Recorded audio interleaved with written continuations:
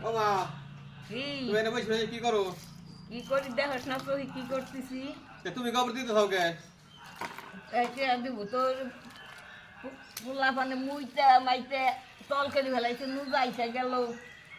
আমার ছাগল গোলাবান মুছছে তাই তুমি গোবর দিবে রাখছো কিছু জন্য তোমার ছাগল তার মুতে নাই মুছছে আমার ছাগল গোলাবান হের মাই নাই হে দিয়ে পারবো না গোবর